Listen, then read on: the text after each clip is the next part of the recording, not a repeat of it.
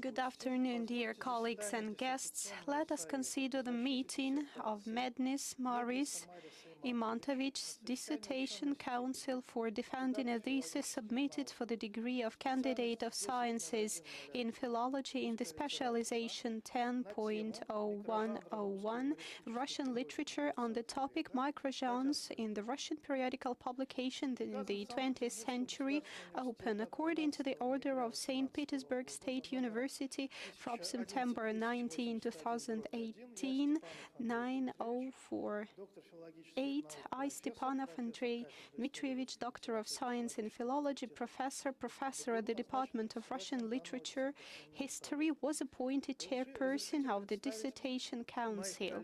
Let me introduce my fellow members of the Council as they are mentioned in the order: Titarenko Svetlana Dmitrievna, Doctor of Philology, St. Petersburg State University; Bagnov Vsevolod Evgenievich, Doctor of Philology, Institute of Russian Literature, Pushkin House of the Russian Academy of Sciences; Tokarev Dmitry Viktorovich, Doctor of Philology, Institute of Russian Literature, Pushkin House of the Russian Academy of Sciences; Irina Zakharovna Belobrovtseva, Doctor of Philology, University of Tallinn, Estonia. At first, I would like to especially note that according to Federal Law number 127 of August 23, 1996 on science and the state scientific and technical policy, St. Petersburg State University received the right to independently award scientific degrees. The corresponding order on the procedure for awarding academic degrees at St. Petersburg State University, on the basis of which we conduct our council meeting, was issued on September 1st, 2016, number 6821/1, hereinafter referred to as the order. In accordance with this order, the meeting of the Dissertation Council is considered valid if at least 2/3 of the approved participants of the Dissertation Council, but no less than 4 people, take part in its work. Our Dissertation Council consists of 5 members. Everyone is present, thus there is a quorum. I established the following rules for today's meeting of the Dissertation Council with a total duration of not more than 2 hours. First, a brief report by the chairman on the main content of the documents submitted by the habilitation candidate and their compliance with the established requirements. Questions and answer session, 5 minutes. A brief report of the habilitation candidate's scientific degree reflecting the main provision of his research, 15 minutes. Questions to the habilitation candidate based strictly on his report, no more than 2 minutes for 1 question. The answers of the candidate. The 4th point is missed because it concerns the annunciation of the external comments received, but we have no external comment. Number 5, speeches of all members of the Dissertation Council with reviews outlining their positions with questions and suggestions to the dissertation candidate, no more than 10 minutes for the speaker. 6, speech by the chairman with his review. 7, answers of the habilitation candidate to questions and comments of members of the Dissertation Council, no more than 15 minutes. 8, open discussion speeches at the request of those present at a thesis defense with a brief statement of their positions and/or with specific questions and suggestions to the author strictly on the topic of research, not more than 5 minutes for each person. At the same time, all those who wish to participate, please register in the registration form and introduce yourself before asking. 9, the final answers of the habilitation candidate to the questions asked, no more than 5 minutes. 10th, speech by the scientific supervisor of the habilitation candidate, no more than 3 minutes. 5-minute discussion before an open vote to reach a conclusion on whether or not to award a degree from St. Petersburg State University to the candidate. For the time being discussed by members of the Dissertation Council, the results of the defense are turned off. Open roll call. counting of the votes by the chairman of the Dissertation Council, with the result recorded in the minutes of the meeting. The decision to award or not to award a degree of St. Petersburg State University, and number 14, the final word of the habilitation candidate, not more than 2 minutes. Before proceeding to the implementation of the rules of the meeting, I recall the need to turn off mobile phones. Thank you for understanding. I also inform you that the video and audio recording of our meeting is being conducted, as well as live broadcasting at the St. Petersburg State University website. Simultaneous translation of speeches from Russian into English or from English into Russian is being carried out. So proceed to the meeting. And our first point, Chairman's summary report. Thesis of Mednis Maris Imantovich, submitted for the degree of Candidate of Science in Philology in the specialization 10.01.01 Russian Literature on the topic Microgenres in the Russian periodical publications in the 20th century, accepted for defense by the order of the Scientific Secretary of November 12, 2018, number 11082/1. The Dissertation Council was approved by the order of the Scientific Secretary of the University as of November 12, and I, dear colleagues, have already represented the Council members to you. The candidate submitted the following documents: application addressed to the rector of St. Petersburg State University, filed September 14, 2018. Second, review of the scientific supervisor Dushichkina Yelena Vladimirovna, Doctor of Philology, Professor at the Department of Russian Literature History, St. Petersburg State University, as of September 13, 2018. Third, list of publications of 3 works which set out the main scientific results of the thesis, including 3 articles published in peer-reviewed scientific publications from the list approved by the Ministry of Education and Science of the Russian Federation. Fourth, certificate of training as of September 19, 2018, number 04/12-156F, issued by St. Petersburg State University, certifying that Mednis Maris Ivanich, in the period from February 14, 2007 to October 15, 2010, studied in the postgraduate course of St. Petersburg State University in the program of training Russian literature and passed the following exam: foreign language, English, special discipline, Russian literature, the grade is excellent, as well as history and philosophy of science, philological sciences, the grade is the good. Translation of the Masters of Arts degree in Philology, series MDA number 1276, by the decision of the Duma of the Faculty of Philology at the University of Latvia, dated June 21, 2004. Hard copy and e-form of the thesis in Russian and English. The thesis is designed in accordance with the requirements of GOST R 7.0. The thesis is printed on a copying machine with an indicator of the output data according to GOST B704. It should be noted that all the documents listed correspond to Clause 12 of Section 3, Representation and Defense of Dissertations, of the procedure for the award of scientific degrees at St. Petersburg State University, Appendix number 1 to the order. The next paragraph is the short report of the habilitation candidate, and I recall it's only 15 minutes.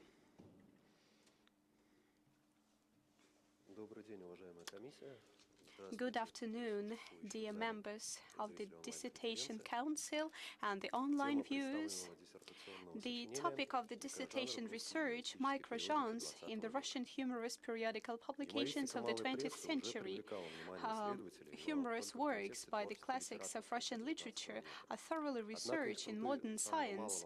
However, their works of the smallest volume, not exceeding a few litten, traditionally remain beyond the researcher's interest, and Anton Pavlovich Chudakov mentioned that such trifles are the most popular genre and the development period should be thoroughly researched. but still it remains beyond the interest of the researchers, and the aim of the current work is to fix, describe, systemize, and study the evolution of comic microgenres in Russian humorous periodical publications, and the objectives of the paper are to systemize the material, to reveal the main features of comic microgenres, to study the evolution of the main comic genre of the 20th century, the anecdote, to raise the questions of the variability and constancy of the comic phenomenon in the Russian culture. Due to the volume of the period under study, the interval of 10 years was chosen for the research, but some of other years were sporadically considered as well. As representative examples of the Russian humorous periodical, it is reasonable to carefully study the leading pre-revolutionary journey, Alarm Clock, Fragments, Dragonflight, and Satyricon, as well as the Soviet journals Chudak, Smihach, Crocodile, and literal newspaper, the 16th page of which was duly considered the standard of literary humor in the USSR. In some cases, for the complete description of genre features, were also used the materials from other periodicals. The paper consists of an introduction, 3 chapters, a conclusion, a list of references, and an appendix with illustration. It is necessary to determine the definition of the material, which texts fall under the definition of microgenres. Therefore, the first chapter is devoted to the theory of comic and justification of microgenre concept definition. The concepts of satire and humor are widely used in modern literary criticism. However, their theoretical definition still raises question. It is only obvious that for both concepts, the generic category is the category of comic. But why are we laughing? Which statement can be called objectively funny? Philosophers, psychologists, and philology representatives of other sciences have been looking for answers for centuries, but still there is no clear answer. For example, we can understand that there are 3 basic factors that can show us that the text is humorous. Victor Ruskin, who introduced this, identifies several scenarios. Text is fully or partially compatible with 2 different scenarios. And the iconic example is the following text. There are 2 scenarios in this anecdote, the visit of a doctor and the visit of a lover. And we see that the wife's proposal violates the conditions of the first scenario and acts as a trigger for the transition of the second. Later on, Ruskin's theory was further developed and supplemented in collaboration with Salvatore Tara, and thus there appeared a tool that made it possible to analyze comic microtexts, in particular to determine the border beyond which the version of the anecdote becomes a completely different unit. The problem of the typology is no less complex. To begin with, it is necessary to separate works in which in the comic satire and humor does not play a major role, being only part of the element of the work, from the so-called pure genres of satire and humor, such as aphorism, anecdote, fable, parody, feuilleton, pamphlet, humor. Obviously, an important typological feature of these texts in their small size. Grigory Permякov, in his books, he develops a fundamentally new approach to the study and classification of small folklore genres.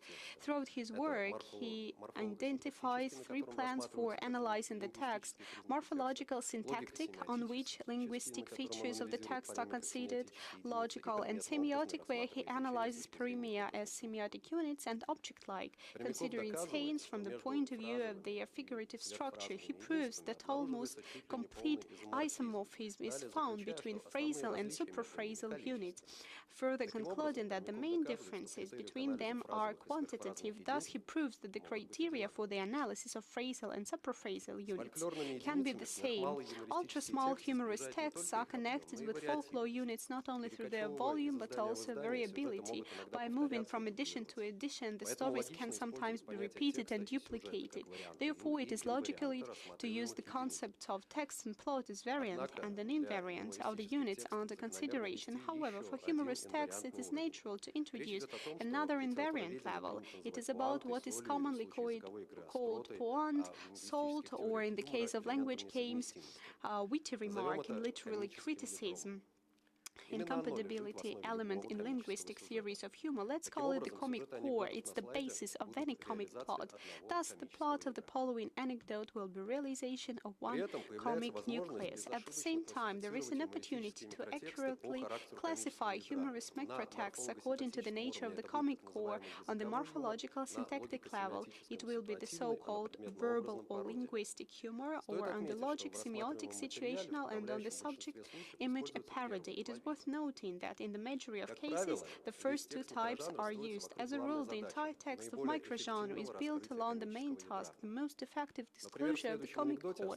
For example, in the following pun-based anecdote, in order to use both lexical meaning of the word team in a motive-wide way, it is necessary to designate the semantic fields of team play and army. To link them, a convenient question and answer form is used, which is motivated by the reported character. Thus, there are no free elements in the scheme of the plot. The information necessary for the disclosure of the comic core may have interchangeability properties being in relation to the additional distribution with similar members of the lexicosemantic group. For example, a football match can be replaced with a hockey match, a correspondent with a TV reporter, and general with a warrant officer, and a stand to attention command to following command. It is possible to replace the element, but not their complete exclusion. The plot itself may have been known since ancient times, and its appearance in oral or printed form is most often considered solely by the very position of appearance, but all the modifications of the plot which bring additional meaning that are not necessary for the disclosure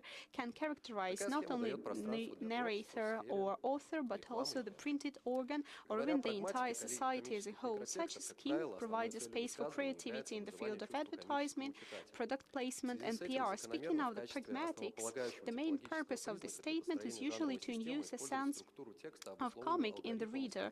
In this regard, it is natural to use the structure of the text determined by the algorithm and the strategy of implementation of the comic core. Summarizing the above mentioned, it is possible to give the following definition. The phenomenon of microgenres in the work will be understood as the ultra-small by the volume of publication, the dominant function of which is entertainment, and the entire text is subordinated to the task of the most effective disclosure of the comic core. Thus, there is a possibility of unmistakable selection of texts of humorous microgenres from the array of periodical publications. Using this approach, it is possible to determine the three main genres of humorous periodicals. The second chapter of the study is devoted to them. Each subchapter deals with the history of the genre, if any, the main features and characteristics. The largest and most studied microgenre is the anecdote. Collections of texts falling under the genre definition of the anecdote are known since antiquity. The history of the genre and its study is very interesting. By the timing of the speech does not allow to go deep into it. I would only like to note that in the Russian-speaking philology, the full study of the disgraced genre in the Soviet period begins in 1989 with the publication of the first collection of scientific articles on the topic under the editorship of Alexander Belousov. In one of his works, he proposes to classify the anecdote according to the nature of poant, which was the impetus for the creation of this dissertation. Also, in the recent decades, such researchers as Alexandra Arkhipova, Ara Krikman, Mikhail Melnichenko, Vadim Rutyev, Elena Yakovlevna, and Alexei Shmelyev are authors of the book Russian Anecdote, Text and Speech Genre, and many others have been studying the anecdote. It is necessary to clearly distinguish between a folklore anecdote and a literary anecdote. The brevity of the form, the presence of the comic core, the existence of one of them is connected with oral speech, the other with literary speech. The first is focused on phonetic perception and can use both suprasegmental units, intonation, pantomime, and mechanism of communicative failures at the speech level of the comic core. The paper deals with printed anecdotes mostly. The number of anecdotes in the reviewed edition has been unequal throughout the century. At the beginning of the century, there was a quantitative surge, which was replaced by an almost complete veto on the publication of the genre in the middle of the century, interrupted only for the war period, and then gradual return to the pages of the Crocodile with the subtitle From Foreign Humor. Interestingly, since the early 1970s, the subtitle has not been used but many texts, especially those describing untoward situations, are necessarily marked by foreign realities that are completely redundant to reveal the comic core, and they probably interested artificially. The titles of the headline gradually leave the defining setting for a small volume, which is replaced by a harmless humor as a counterbalance to the satire reigning in the editons of the Soviet period. At the same time, at the level of the plot corpus, the link between the printed anecdote and folklore is growing. Humor based on the double meaning of words and phraseology gradually gives way to the situational one. In contrast, in humorous aphoristics, the number of language comedies is growing steadily. They're used in 6 to 7% of texts at the beginning of the century, up to 35 and 45% at the end. At the same time, the variety of titles under which the units of the microgenre are printed is rapidly falling, and the subject matter is becoming more and more diverse. If in the pre-revolutionary editions it is still possible to highlight the main thematic dominance, for example, women 15% of work, 11%, and by the end of the century it becomes impossible. Thus, we can assume that at the beginning of the century the texts of this microgenre were created on the basis of a given theme. But later, the main reason for the appearance of the text in the language cave is itself. The possibility of pure language play is the reason for the emergence of the microgenre humorous etymology. The gen parodies a dictionary article. The words are deliberately subjected to pseudo-etymological interpretation, despite the fact that mass popularity falls on the beginning of the 17th century and is associated with a series of publications of the literary newspaper. It is worth noting that some publications of these microgenres are found throughout the 20th century. The microgenre of editorial commentaries also demonstrates a large quantitative upsurge in popularity. The peculiarities of this microgenre are its form and material. Accordingly, the composition of the text consists of two parts. The first can be called the actual. It is the reason for the appearance of the second, the directly comments. In the 20s and 30s, the genre occupies up to a third of the total volume of text in humorous publication. Later on, the genre becomes less popular, and by the end of the century, it was gradually transformed into a larger humorous genre, such as feuilleton. The opposite trend is observed in the examples of the sign drawings genre. By the type of connection between the text and the figure in the scheme of creating a comic can be of three types. Comic text itself, but the image only complements and illustrates it. Second, comic appears at the junction of image and signature. Iconic and verbal sign interact equally. The third type, the image is comically in itself, the text is absent or optional. The limiting case is cartoons with inscriptions without words or without signatures at all. Signatures are becoming more and more concise, and after the 1950s, they are not obligatory at all. At the same time, it can be noted that the share of humor at the language level among publication in which the verbal component comes to the foreground has increased. One of the most studied microgenres to date is Valorism, which is quite rare in the period under consideration. Valorism differs from others in structure and consists of remark, a statement as a rule, or a context. Periodically, texts of Valorism appear under the heading of other microgenres, which probably indicate that the authors of this genre is not perceived as a separate genre. Special attention should be paid to the examples of humorous dictionary and humorous advertisement, in spite of the fact that according to some science they could be singled out as separate microgenres. But first, we deal with more than the form of humorous microtexts, and in the second case, with microtexts of different genres united by a common feature, advertising function. Also, at the pages of humorous periodicals of the 20th century, there is a number of comic microtexts that do not fit into the genre features of these microgenres, but they do have their own features which allow you to fix and mark them. They can be divided into two categories: microgenres of special structure, dictated by the requirements of the methods of creating a comic effect, microgenres that parody the traditions and stylistics of these established non-complex genres. However, the small number of material does not allow us to analyze these unique microgenres. The third chapter deals with the place of the microgenres on the pages of the Russian humorous periodicals. It changed during the century due to the technical progress. The placement of materials became more free and diverse. If in humorous periodicals of the beginning of the century they were at the end, now they moved to the front lines. Percentage of the area occupied by the texts varied throughout the 20th century, ranged from 33% at the beginning up to 5% in the middle, and average of about 8%.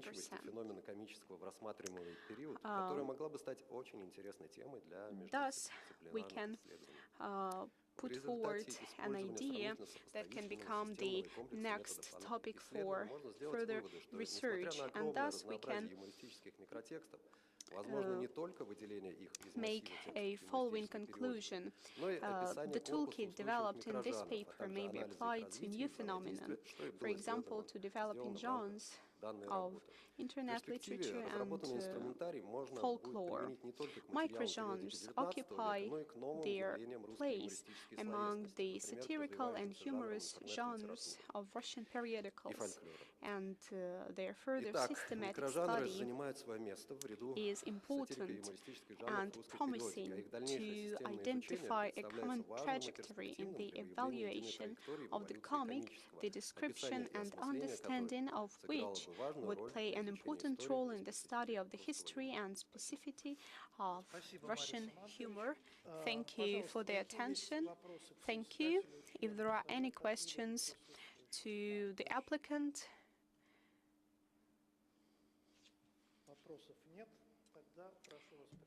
If there are no questions, please be seated. The following point of our agenda is the announcement of reviews. No external reviews were received, so I would like to shift to the announcement of reviews by members of the Dissertation Council and the chairman. The reviews will be announced in the same order as the council members are specified in the order. And now I would like to give the floor to Svetlana Dmitrievna Titarenko. I would like to remind you that you are shortened only to 10 minutes.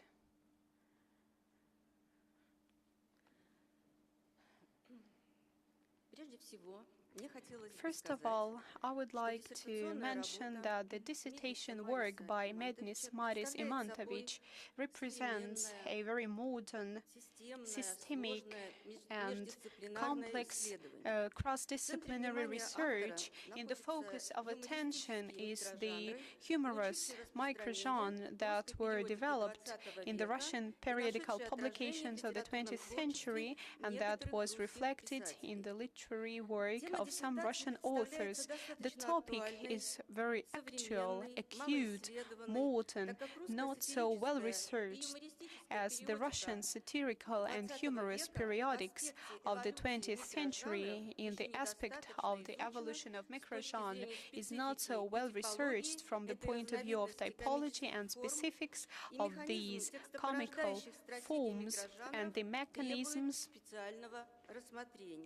that are to be studied further, and this paper fills in the gap in modern literary criticism. I would like to point out that the material chosen as the object of study is quite representative. The object of study is the pre-revolutionary periodical publications of the beginning of the 20th century and some publications from the Soviet period, which was thoroughly studied, fixed, and systematized, as we have already seen in the tables in the presentation. It was very thoroughly done. The systemized volume is 22,000 of verbal and visual text is quite representative for us to understand the scale of work done. The texts are being analyzed from the point of synchronic and diachronic analysis in the 3 chapters, one of which is theoretical. And this is a very important part of the work where the author puts forward his concept and hypotheses.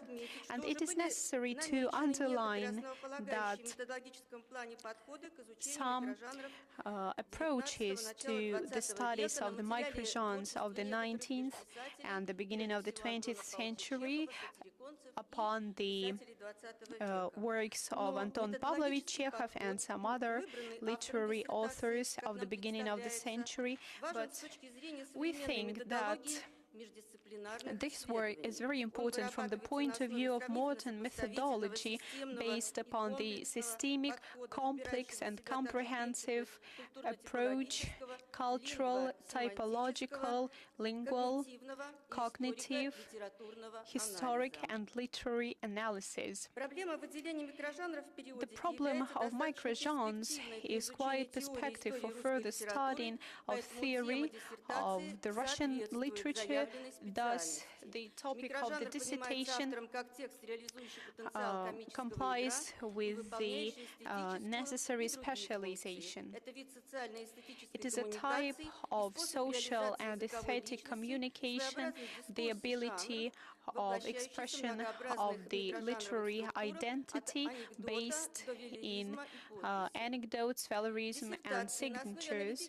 The dissertation based upon the analytical approach is viewing the synchronic and diachronic variants, definitions, and the ambiguity of the genre terminology. The author has analyzed the small folklore genres, and some concepts of the folklore specialists are being used as the basics, and we can see that they did influence the development of the genre, and the process of the literary development of the folklore genre was also highlighted. It was necessary, I guess, to identify the definition of the discourse genre, as it is very important for the following development, and it was developed in the studies of some microgenres, for example, by Valery Igorevich Duba in his books Discourse and Genre, published in 2013, where a chapter is dedicated to literary genres, for example, the anecdote based on communicative event, the so-called transferring of information. The first chapter is the theoretical basis of the research, is of utmost importance.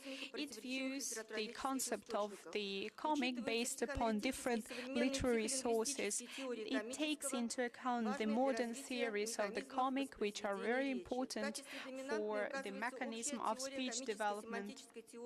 The general theory of Viktor Raskin and his followers, Salvatore Attarvo.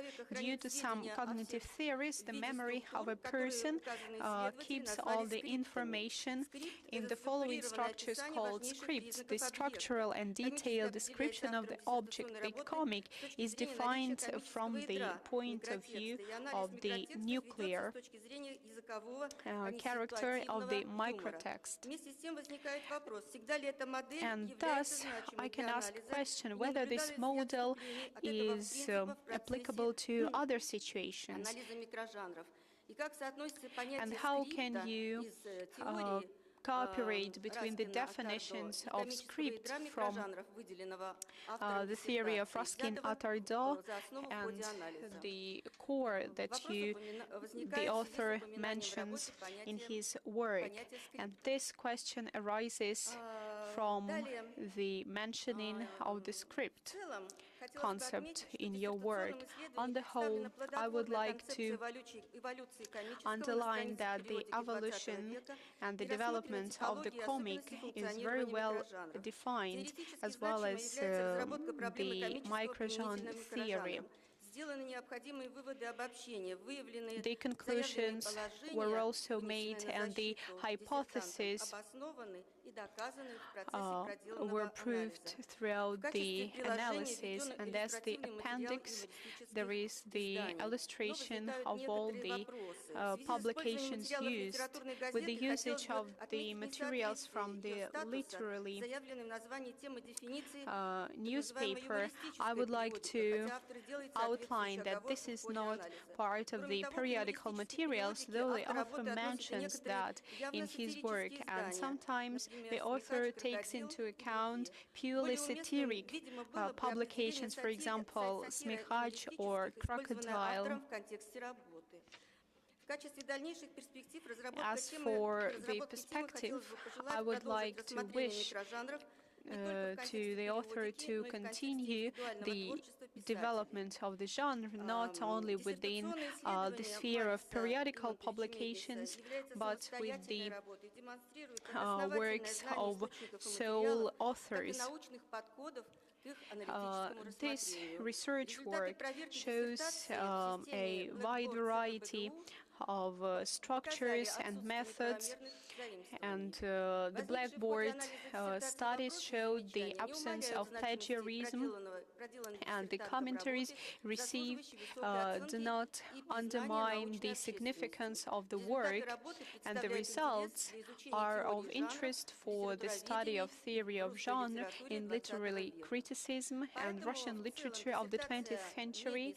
Thus, the dissertation by Mednis Microgenres in the Russian humorous periodical issues of the 20th century, submitted for the degree of Candidate of Sciences in Philology on specialization Russian literature, corresponds to the order, and thus the candidate is to be awarded with a degree in specialization 10.01.01 Russian literature.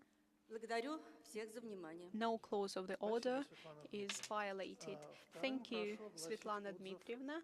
Now I would like to give the floor to Fyodor Evgenievich Bagno. Thank you.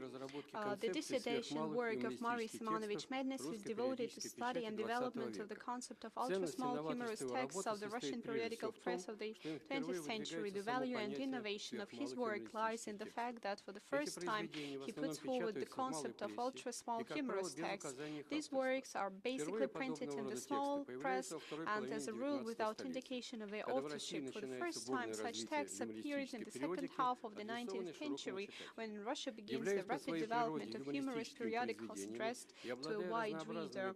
Being comic works by their nature and possessing various genre features of humor, these texts were in fact still beyond the attention of historians of literature. They were noted only when speaking about the peculiarities of this or that humorous edition. The whole picture of the microgenre of humorous layer of Russian literature has never been recreated before. Thus, in our view, this is the innovation of the dissertation work by Mr. Mednis. Having described the situation that has developed by the end of the 19th century in the system of small genres of periodical printing, Mednis goes on to a consistent analysis of the various forms of microgenres which meets the reader of the 20th century. The dissertation works consists of 3 chapters and a conclusion. The first chapter is devoted to a detailed review of theory of comic theory by theoretical basis of research and formulated by the concept of microgenre. And thus, each part of the genre has got a comic core, and the whole corpus is anecdotic in its nature. The author pays attention to the role of the anecdote, and the 3 paragraphs of the second chapter is dedicated to this issue, the problematics and the general role of anecdote in the Russian humorous periodicals. And though the anecdote is only one form of the genre, it is stylistically center of the genre, and thus we can understand the significant role being given to the anecdote in the work of Mednis. And ultimate condensation, density of language constructions, and the use of material for microgenres inevitably generates stylistic laconism and perfection of formulations, which leads to the convergence of microgenres with paradoxes and other types of verbal play. Thus, we can say that the applicant conducted an unprecedented study in its scope and content, which proves an opportunity to visualize and understand how over the decades the preferences of both authors and readers for a particular microgenre. The number of microgenres used in some decades has increased and decreased, which is due to the social situation and the addresses of the humorous publications. Thus, for example, in the journal Dragonfly or Strikazа, the first decade of the 20th century, the characters of the published jokes were mainly the capital's inhabitants. In the post-revolutionary publication, for example, in the journal Smechach in 1925, the objects of satire are bribe-takers, party demagogues, and bureaucrats. Thus, each time it received its own set of negative character and its own headings, which also correlates with the character of the era. The work of the dissertation, accompanied by diagrams and tables illustrating the increasing or decreasing of interest of the reader in a particular type of microgenre. These diagrams help to see the significant increase in the literature. The comments and suggestions only touch upon specific aspects of the work and in no way diminish the merits of Mr. Mednis' deep and promising dissertation work. Thus, for example, the author writes, "It is natural to suppose that an anecdote at the beginning of the century was associated not only with the folklore phenomenon, but also was perceived as an independent literary microgenre." Page 72. The fact is not so obvious and therefore requires additional evidence. It is also worth noting, in our opinion, the theatricalization of comic texts, which are especially manifested by the end of the 20th century, especially since the author himself writes. At the same time as in the anecdote of the beginning of the century, most of the text consists exclusively in a dialogue. That is, almost all information about the subject is provided through remarks of the characters. The work only mentions but does not develop the topic of reapproachment and use of microgenres in the stage in the second half of the 2nd century. The reference includes more than 300 scientific works in Russian and several foreign languages, which makes the honor of the author of the dissertation, and yet there are gaps that are inevitable for such a large volume. So surprisingly, the absent is the book by Stolovich, Jews Are Joking, which was published many times. However, the abundance of the material used by the candidate, it is not necessarily to treat such things too strictly. The dissertation makes a very convincing impression with its completeness, variety, novelty, and theoretical development. So we see that in the work of Mednis, a throughout and serious study of microgenres in the Russian humorous periodical of the 20th century is conducted. On the basis of the observations made, the author describes and gives the basic characteristics and properties of a subject of the research. They are offered an original and truly scientific view of the particularly unexplored field of literature. The comments and wishes expressed affect only the particular aspects of the work and in no way detract from the merit of a deep and promising dissertation. Neither relevance nor novelty nor the main points of the work, nor the chosen research methods, nor the theoretical and practical significance to the thesis cause me any doubts. The dissertation of Mednis Maris Ivanovich on the topic microgenres of the Russian humorous periodicals of the 20th century corresponds to the basic requirements established by the order from September 1st, 2016, number 6221/1 on the awarding the scientific degrees in St. Petersburg State University. The applicant deserves to be awarded the degree of Candidate in Science and Philology in the specialization Russian Literature. Clause 11 of the mentioned order is not violated by the dissertation applicant. Now I would like to give the floor to Dmitry Tokarev. The dissertation is dedicated to not so well-studied topic and the small humorous forms, those which cannot exist apart from the periodical part of it. And this is the result of the reflection and studies, and the material was thoroughly analyzed, and what is more important, it is non-trivial for the modern philological science, and this last factor is to develop the topic which is not being discussed by the author, whether it refers to the sphere of literary fiction, and can it be reviewed in the philological field purely. And in this review we would like to pay attention to some points which are caused due to the ambiguous character of the humorous texts. It is necessary to take into account the context, for example, whether they are published in the literary publication or printed solely in the anecdote book. For example, anecdote included into the philosophy text or printed separately, and it is very difficult to imagine shifts from the sphere of literature into some other spheres. And though the form of the anecdote is printed as the separate part, and the way it is printed led us to define it as the part of literature, but still the only function of such type of text is only a humorous function. Yes, for example, the cognitive function, as to be said by Jacobson, for example. And it is clear that in order for the report to be understood, there are no other referential functions.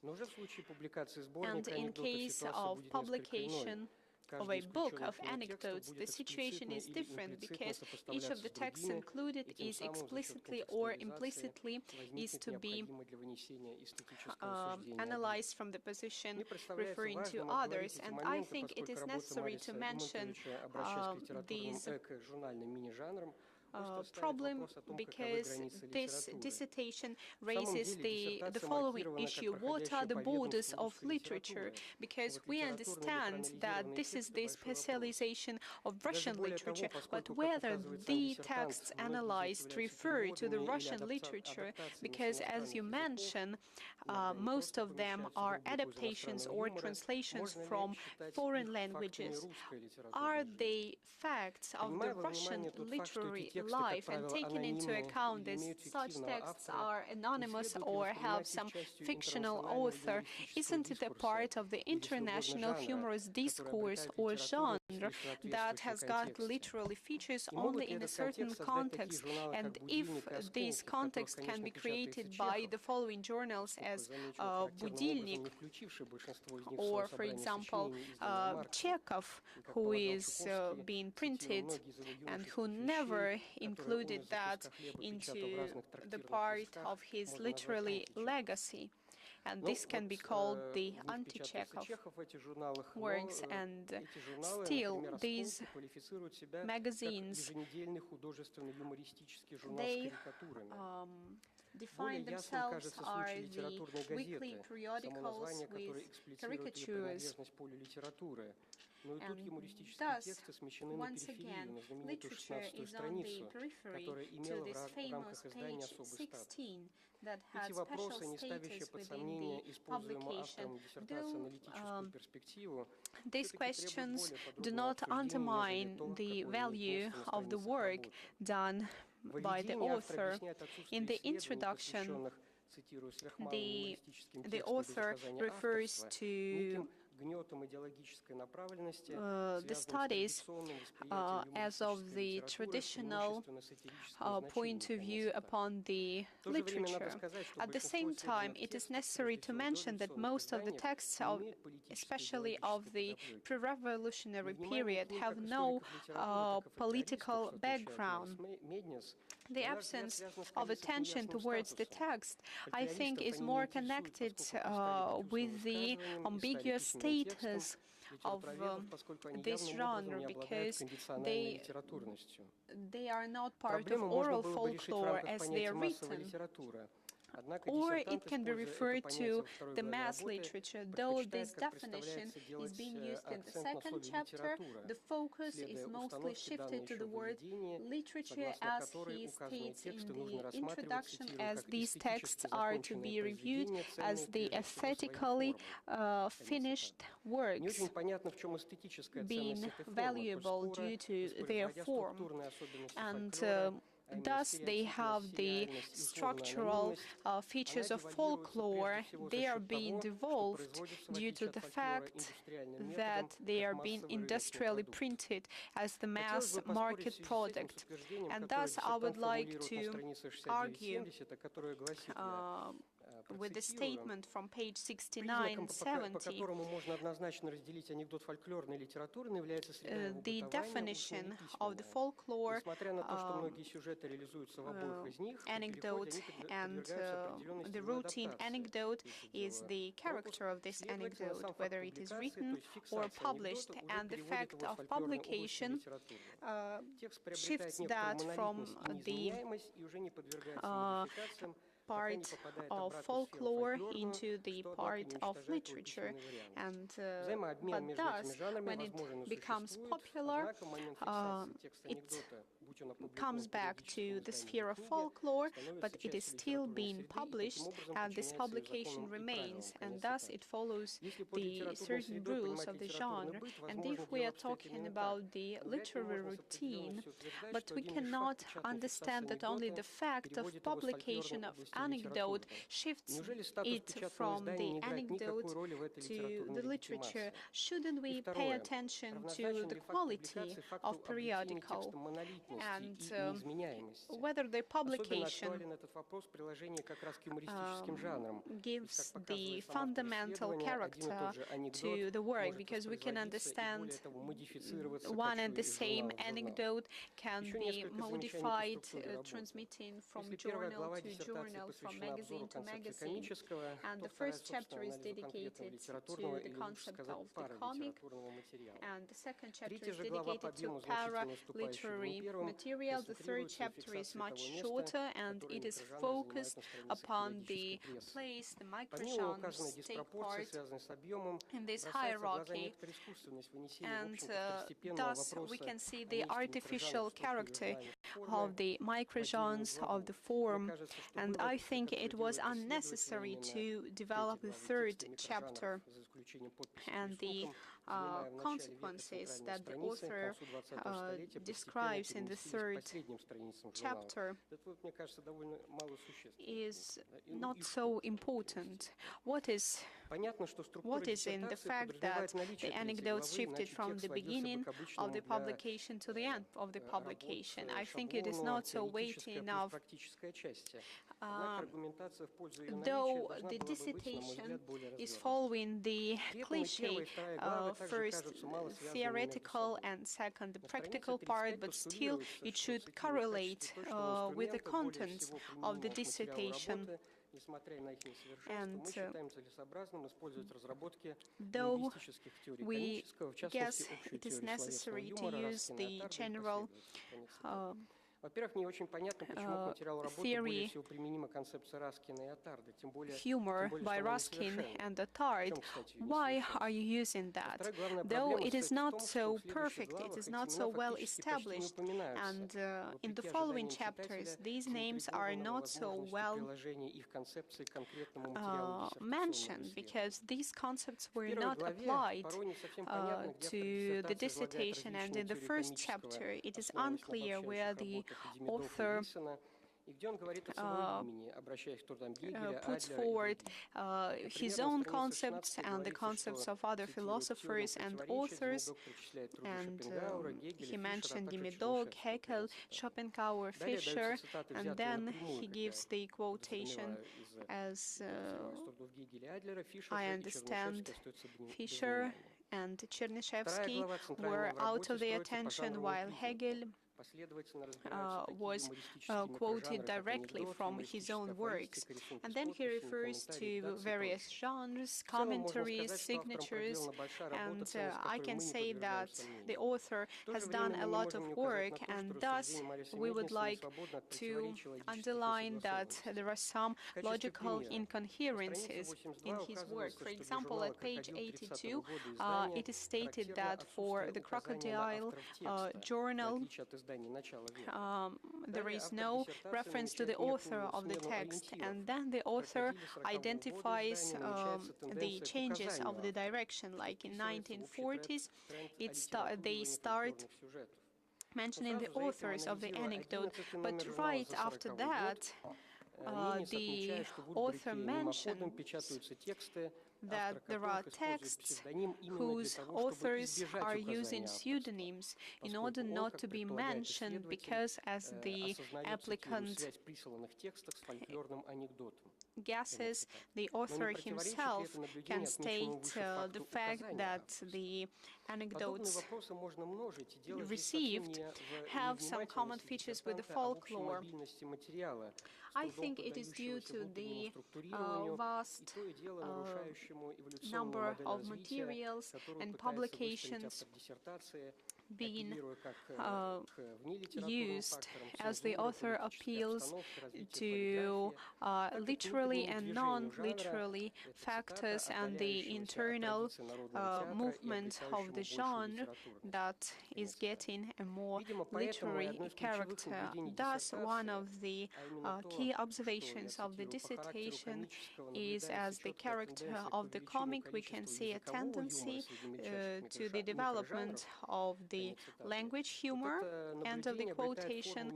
I think that this is not a conclusion, but the perspective for further development, as it gives the floor for the following hypothesis that can be a very interesting topic for cross-cultural studies, and thus we can come back to the theoretical basis of the work expressed in the first chapter, and the concept of Ruskin and Attard, and the dissertation is a very serious work, and the remarks are to be discussed and cause any doubts of the practical significance of the dissertation. The dissertation of Maris Ivanovich Mednis on the topic Microgenres of the Russian humorous periodicals of the 20th century corresponds to the basic requirements established by the order from September 1st, number 6821/1 on the awarding of scientific degrees in St. Petersburg State University. The applicant deserves to be awarded the degree of Candidate of Sciences in Philology in the specialization Russian literature. Clause 11 of the mentioned order is not violated by the dissertation applicant. Now I would like to give the floor to Irina Zakharovna Bilobrovtseva. The dissertation is dedicated to the topic of microgenre. most of the microgenres were not so well studied by literary specialists, not mentioning the complex studies of this work. Systematization, I think, is the main word in the analysis of this work, because the author has analyzed more than 22,000 texts, conducted the content analysis, introduced the classification in correspondence with the typology of the satirical and humorous genres, and at the same time, based on the objectives, the applicant has not only studied and systematized the material, but he introduced the concept of the evolution of the comic in the Russian humorous periodicals of the 20th century, and choosing between a number of concepts, the applicant chooses the one which is considered to be the best for the work. The general theory of humor by Ruskin and Tarta. According to the theory, there is some ambiguity that is to be called the comical nucleus of the microtext, and depending on the character of this nucleus, on the one hand we have the double meanings of words and phrases, and the situational humor, when the ambiguous element in the situation itself, having considered several variants of one and the same joke from the period of antiquity up to the present, the applicant assesses the theory of Ruskin and Todd as the one letting to use the method for the analysis of some arguable cases from the field of copyright. At the same time, he's using the terms microgenre as the supra-small in their publication, the domineering function of which is the pleasing function, and the whole text is subjected to the effective development of comic nucleus.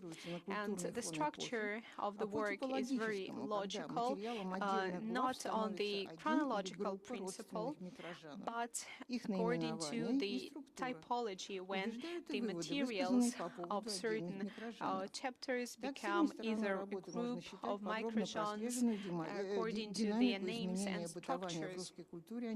I think that the dynamics of the anecdote is very well studied, and we can see that the applicant has got very deep into the sphere, into the development of the microgenre of anecdote, which is considered by some specialists as the literary and by some specialists as the folklore genre.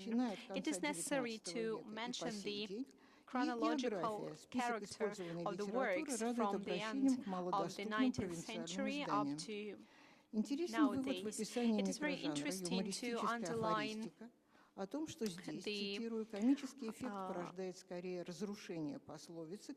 consequence as the humorous aphorisms, as the comical effect gives the floor to the destruction of the proverb as the phraseological unity. And humorous valorisms published in the 20th century is the fact that preceding texts that were used as the remarks do not use the corpus of folklore, proverbs and saying, but referring to the quotations from the modern mass culture. I would like to underline that the 7th paragraph of the dissertation is very deep and original, having lots of short, humorous phrases, sayings and sentences organized in periodical, for example, talks with the resume, and I think that the author introduces a very hilarious classification. He defines the humorous microtexts into two categories: microgenres of a certain structure, and the microgenres who draw a parody for the certain effect. And I would like to highlight the appendix containing 28 caricatures and cartoons, and thus proves the thesis of the author that some microgenres are being repeated. And I would like to mention some drawbacks. The work itself makes the author of the review causing the humorous effect, but still there is no dissertation that is to be totally free from comments and remarks, and I do have such comments and remarks. They are not of the systemic character, and they do not influence the final assessment of the work. For example, in paragraph 3 of the second chapter, for example, it says that the journal Smihaj, as of 1925, published more than 580 pictures with signatures, caricatures, and pictures with signatures, but it is not clear whether they are synonyms or they have some differences. In part 2 of the second chapter, Humorous Aphorisms says among the authors of the phrases are famous Soviet humorists Altov, Geniev, Žemčuznikov, Lec, but the Polish writer Jerzy Lec was never a Soviet satirist or humorist, and he became famous with some other things, and that's why we can connect that to the trifles that is defined in Chekhov's works by researcher Sukhih. In part 5 of the second chapter, it is stated that in this microgenre, the commentaries are quite often used for parodying the style of the definition, but I think that this example is not very well translated from the Estonian language, because in the humorous journal Picker, in the part Kakesuli Sonarmat, they published the bilingual definitions, salamandrit, the secret continents. Yeah, so it is the plural from continent, and I think that the reference of Picker 1989 and the name should be contributed with some more details, and I would like to have the text more wisely edited or re-edited. For example, the phrase about the effect of the humorous emerges at the risk of the concepts and scenarios, and I think that the dissertation will be published as a book later, and maybe you can include the cards by Lev Rubinstein and Felix Krivin, and I would like to underline a very serious importance of the work for the studies of such a complicated part of literature. And I would like to mention that the dissertation of Mednis Maris Ivanovich on the topic Microgenres of the Russian humorous periodicals of the 20th century corresponds to the basic requirements established by the order from September 1st, 2016 on the awarding scientific degrees in St. Petersburg State University. The applicant Mednis Maris Ivanovich deserves to be awarded the degree of Candidate of Sciences in Philology in this specialization. Russian literature, clause 11 of the mentioned order is not violated by the dissertation applicant. Thank you, Irina Zakharovna. Now I would like to give the floor to the chairperson. The thesis is devoted to an important and relevant topic for the history of Russian literature and journalism, the study of poetics and pragmatics of the functioning of humorous microgenres in Russian journals and newspapers throughout the 20th century. As the author points out, although the problem of comedy and laughter are in the center of attention of literary criticism, a huge material of Russian humorous periodicals remain virtually unexplored.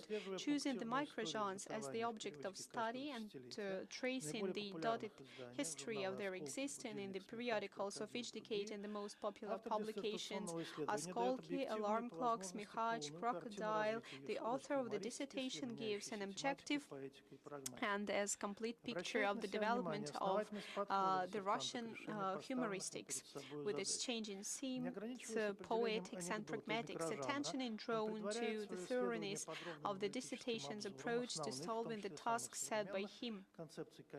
He introduces his research to a detailed analytical review of the main concepts of comic. And the undoubted advantages of the work include the desire to create a new typology of lower genres of humor, thus filling a gap in research of the topic. And the second chapter of the dissertation offers an empirically and theoretically grounded genre paradigm consisting of a number of interrelated, overlapping genre, anecdote, aphorisms, caption drawings, editorial comments, humorous etymology, valerisms, dictionaries, advertisements, etc. Each section of the chapter presents a picture of the development, blossoming, and decline of a certain genre, and the author remains extremely restrained in explaining the reason for their ups and downs, naming only the most unconditional and avoiding the most demanding but unproven sociological explains. In the work of Maris Ivanovich, one can feel the acquaintance with the structuralist approach, having carefully defined the elements of the studied system of microgenre of Russian humorists. In the third chapter, he passes to a kind of syntax of these elements, the rules of combining these or those humorists, and the sequence of their appearance on the pages of one or another magazine. Scrupulous study of many journal and newspaper allows the applicant to calculate the percentage of different types of humorists throughout the 20th century. These empirical data will certainly serve as the basis for future research. The final conclusion of the thesis seemed to be well-grounded and unquestionable. The applicant was able not only to justify the very concept of microgenre, but also to trace the evolution of microgenres over the course of a century. The most important conclusion is that their basic genre characteristics remain unchanged. Page 171. This conclusion is non-trivial and non-obvious given the global changes in the political system and social consciousness that were taking place at that time. Such non-trivial conclusions always serve as the support to scientists in further research, and there is no doubt that the observation of the applicant will be used in the future. The work is written so thoroughly, thoughtfully, and evidently its conclusions are so deeply around it, and it is difficult to make any conceptual remark. It should be noted, however, that the work could have significantly benefited if the author had tried to at least briefly connect the origin of some of the genres with the traditions of the small press of the 1880s, which were studied in detail in connection with the work of young Chekhov and his entourage. Thus, for example, those genres that Mednis considers to be other and unique were quite common in the previous era, and their existence in the 20th century can be considered as a residual phenomenon, the gradual extinctions of genres previously fashionable and now automated and gone to the periphery of the genre system. It should be admitted that a detailed analysis of this material would go beyond this chronological framework clearly indicated in the thesis, but to imagine a complete picture of the development of the Russian grassroots humor without mentioning the names of Nikolai Leikin and Viktor Bilibin seems to us not quite right. It was these humorists as well as Antosha Chikhante who were at the origin of many of the microgenres described by the applicant.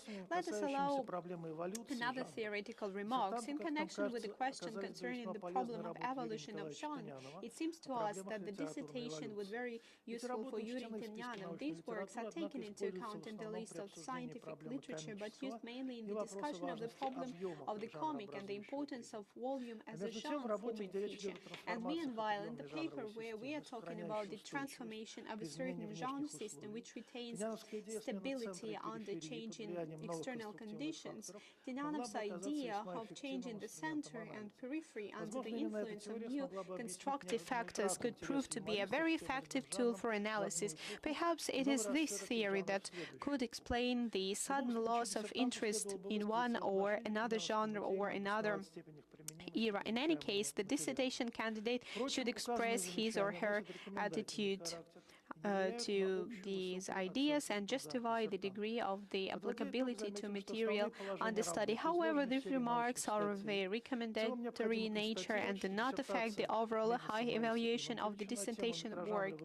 Summing up, we know that the main points of the work are set out in a series of scientific articles. The dissertation on the topic Microgenres of Russian humorous periodicals of the 20th century corresponds to the basic requirements established by the order on awarding the scientific degrees in St. Petersburg State University. The applicant deserves to be awarded the degree of Candidate of Sciences in Philology in the specialization Russian literature. Clause 11 is not violated by the dissertation. The end of the chairman's review.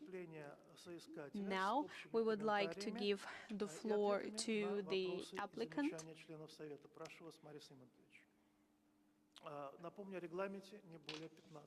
Not more than 15 minutes.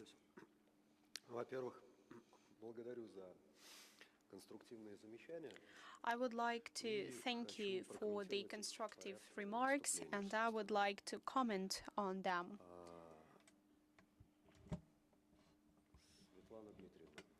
Svetlana Dmitrievna. The differences between satire and humor is a very complicated issue, and this is not the objective of our study. And if we take into account the definition as the evaluative humor, most examples reviewed are humorous, first of all. And I can fully agree with you that the satirical nature would act positively upon the names of the journals, and it was very difficult to unify the materials because trifles mentioned by Chekhov, and there were folklore anecdotes referred to as the tales in the Soviet time. That's why it was very important to work out the toolkit.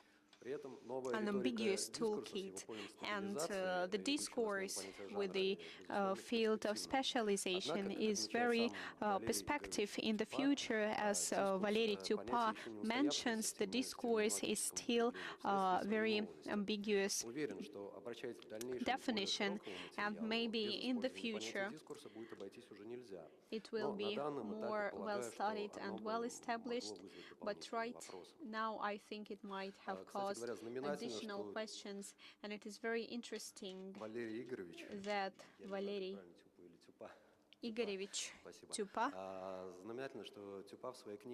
in his book, he takes into account the role of the anecdotes and poems. He says that, I quote, "Anecdote can be reduced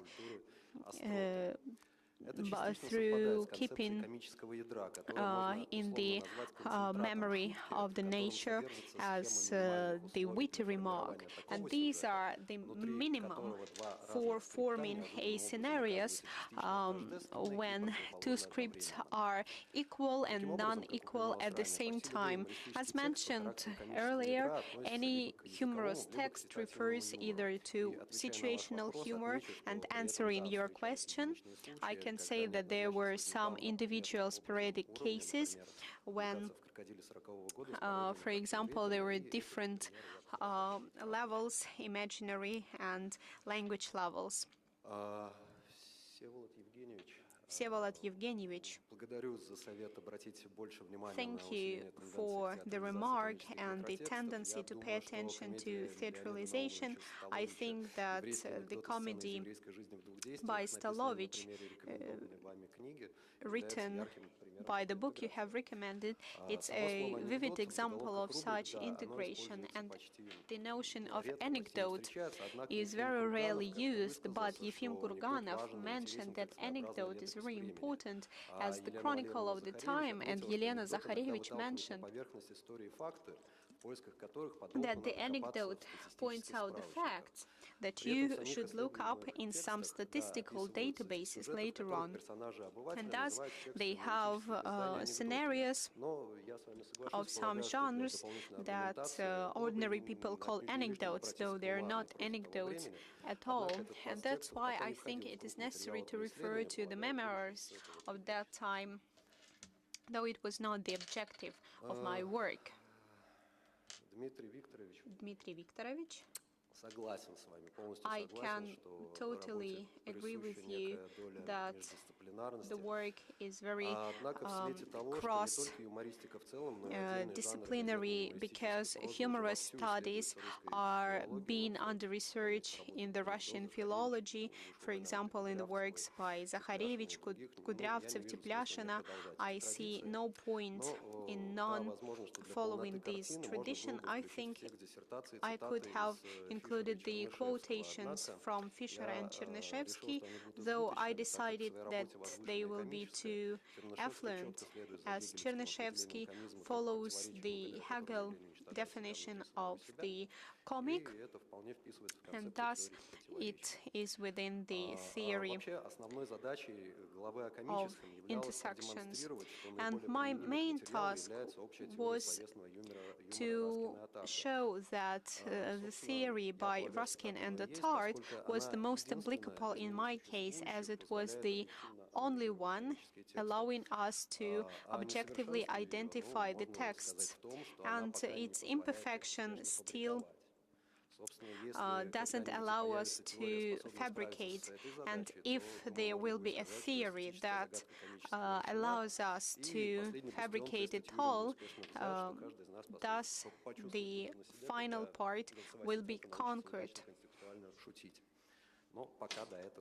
But still, there is a long way to go in this sphere. And though Ruskin and Attard are not so often mentioned in the work, the concept of the comic nucleus is based upon their theory, upon the criteria of the narration strategy. And secondly, such elements are also mentioned as, for example, the pun intent, women and bureaucracy in Soviet periodicals, and the criteria is also used. And when we are talking about the translations, the number of them is not so high, and the translation character is of doubt. And concerning the third chapter, we make the whole picture of their publication upon the newspaper lines, and I think that the structure of the periodical, for example, page 16, it's a very important fact, as you say, but I can argue this. I think that this is the lowering of their status. For example, specialists on advertisement, they know that the last page is also very popular.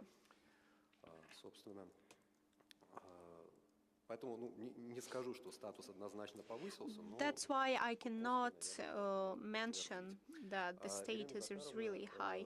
Elena Zakharovna, I can agree with you that I should have mentioned that the pictures with signatures and signatures to the pictures are used as synonyms in the work, and cartoon term was used in the periodicals itself, and it can show the prevalence of comical in these works. And concerning Stanislav Yezheletsky's, of course, he was very popular during the Soviet time, but he wasn't a Soviet author. I think that the genre of the dissertation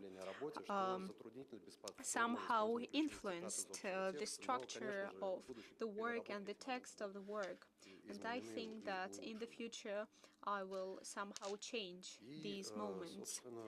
And Andrei Dmitrievich, the finalizing review, let me give the commentaries on that.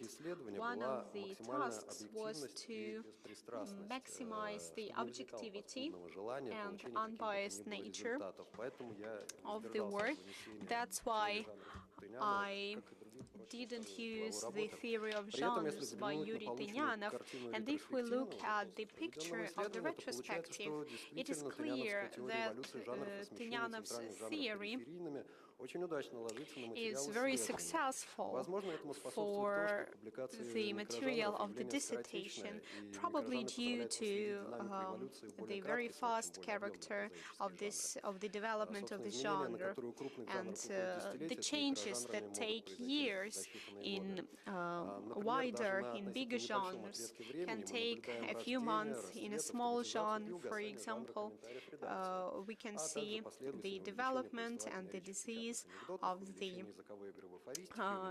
commentaries genre, for example, or the cartoons with signatures.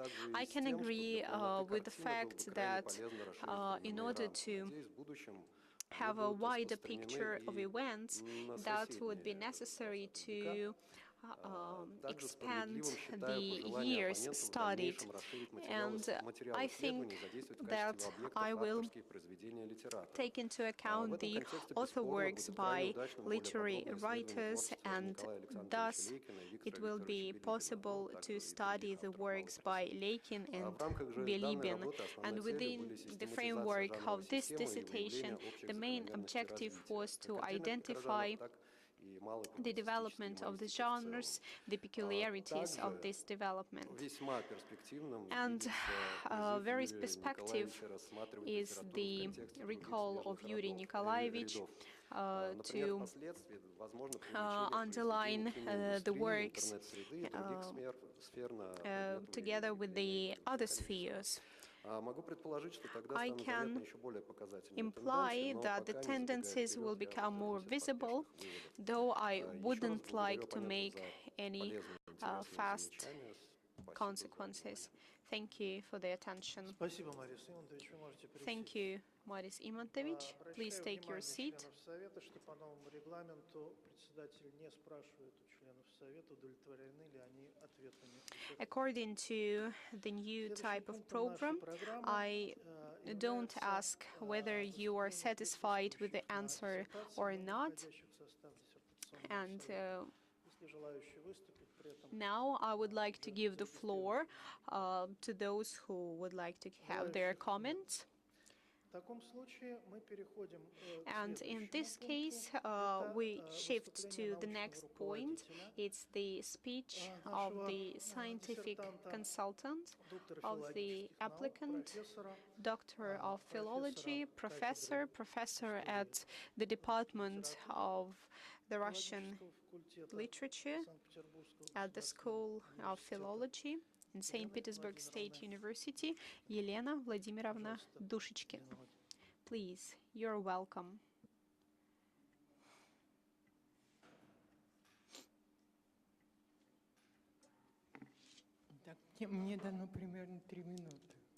As far as I understand, I have at least 3 minutes.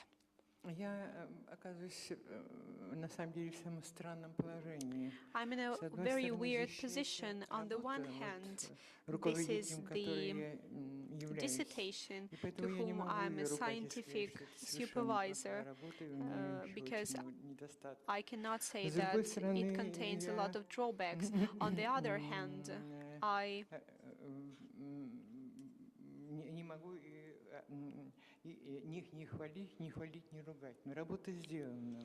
cannot say anything positive. I would like to mention the person, the applicant, Maris Imontovich Mednis. When I was informed about the material and the volume of the work, I was somehow shocked. I didn't realize how this title and the work can be performed, but still it was done.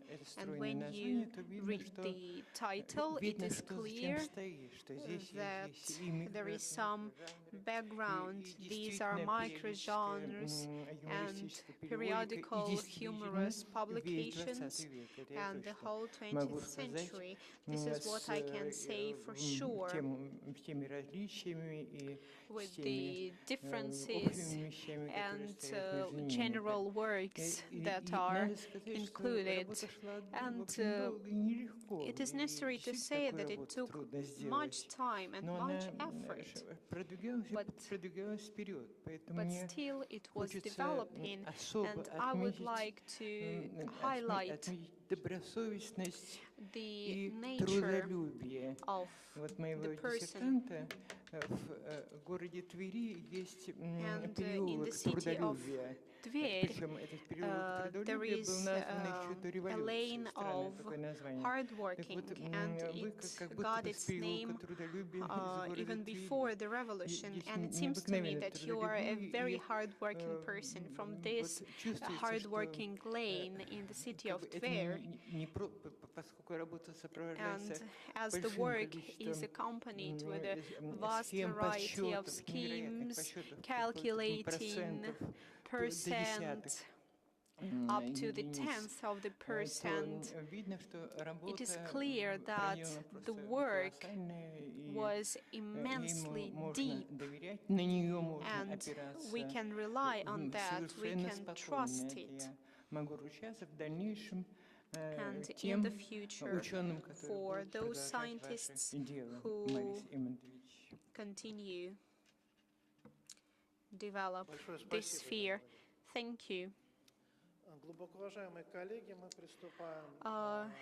Dear colleagues, we turn to the final part of our meeting. The next part is the discussion by members of the board on the award of a scientific degree. I ask you to turn off the sound at the meetings broadcast at this time. I invite you and guests who are not members of the Dissertation Council to leave the room for 5 minutes. I will invite you when the meeting is over.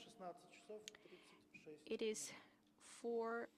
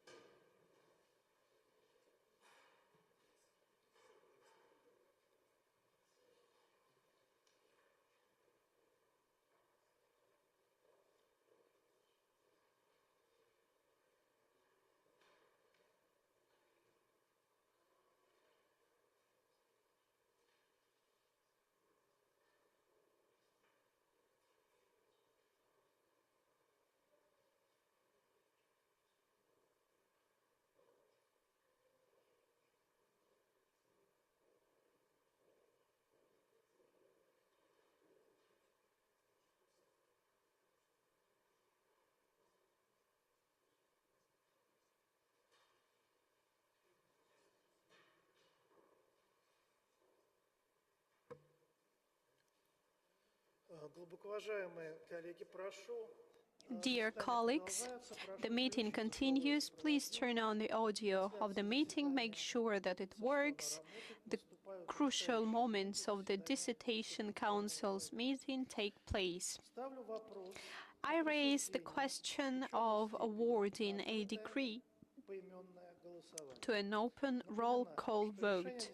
I remind you that the decision of the Dissertation Council on awarding an academic degree in considered positive is more than half, but not less than 3 members of the Dissertation Council who participated in the meeting voted for it, according to paragraph 23 of the Order of Awarding Academic Degrees in St. Petersburg State University, Appendix number 1 to the order. Итак, So, порядке, в каком члены Совета указаны в приказе. as mentioned in the order, the first I would like to express her opinion, the council member, Titarenko Svetlana Dmitrievna. Ну, где же он?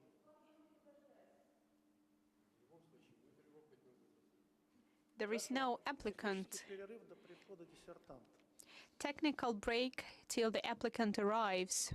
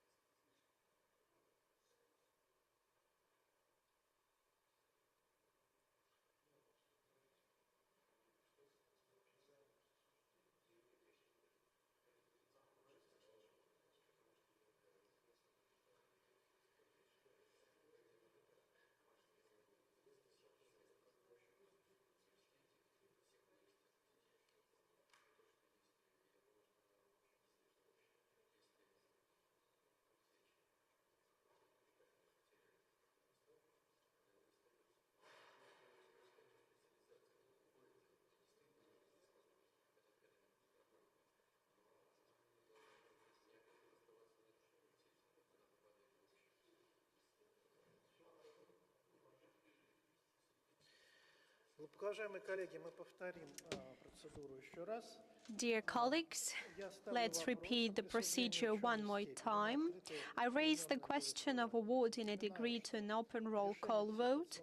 I remind you that the decision of the Dissertation Council on awarding an academic degree is considered positive if more than half, but not less than 3 members of the Dissertation Council who participated in the meeting voted for it, according to paragraph 23 of the Order of Awarding Academic Degrees in St. Petersburg State University, Appendix 1 to the Order. Council members vote according to the order they are listed. First of all, I would like to give the floor to Titarenko Svetlana Dmitrievna. Your opinion. Thank you. I think that the dissertation work was conducted by a very serious researcher, and the answers to our commentaries and remarks show that Mednis Imantovich is to be awarded a degree of Candidate of Sciences in Philology in the specialization Russian literature. Thank you, Svetlana Dmitrievna. I would like to give the floor to Bagnov Vsevolod Evgenievich. Your opinion. Thank you. I am pretty sure that this is a very thorough dissertation and the order is to be awarded. But I was mostly defined by our meeting, and we have different points of view, and we have seen different remarks. We all consider that to be very strong and very different, and we are experienced specialists, and we pay attention to the answers of the applicants. Remain no doubt about this fact. Council member Tokarev Dmitry Viktorovich, your opinion. Thank you. As for me, the value of the dissertation is the questions that it raises, and though some questions there are no explicit answers, the fact of the work, the fact of asking these questions tells us that the dissertation is valuable and is to be awarded the degree. And thus, I agree with my colleagues, and I reply positively on awarding the degree. Thank you. Council member Irina Zakharova-Belobrovtseva, your opinion. Thank you. I think that the applicant is to be awarded, and I think that this work, I hope that it will be continued, and there are perspectives, and mostly due to my colleagues and the Council on the whole, the directions, the new pathways for further development. Thank you. And on behalf of the chairperson of the meeting, I vote for awarding Mednis Imantovich with the degree. Counting of votes and announcement of voting results. Thus, dear colleagues and guests, I declare that from 5 participants of the meeting of the Dissertation Council, board members voted for 5 people, voted against no people, abstained no people. The decision was made to award the degree of Candidate of Sciences in Philology in the specialization Russian literature. The final word.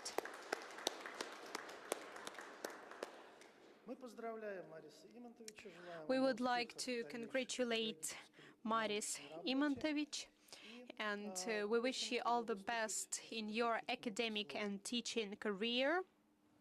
Final word of the habilitation candidate.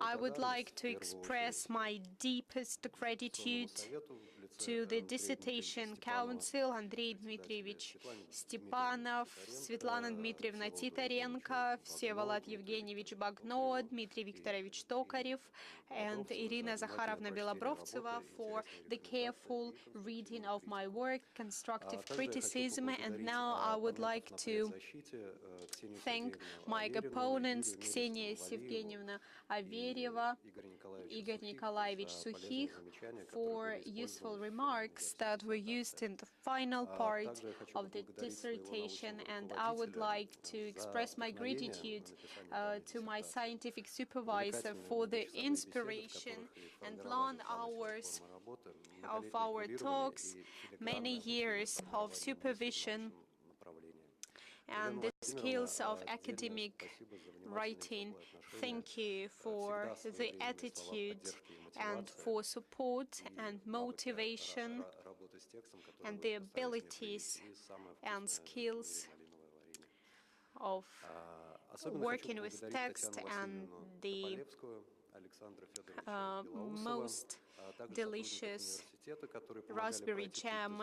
And I would like to express my gratitude to my friends, my mother, and all the people who helped me Мне остается спросить у on членов my Совета и way. присутствующих, если были ли замечания по ведению заседания. I would like to ask if there are any remarks on the meeting agenda, and I would like to express my gratitude to all the council members. The meeting is declared closed. Thank you all for participating.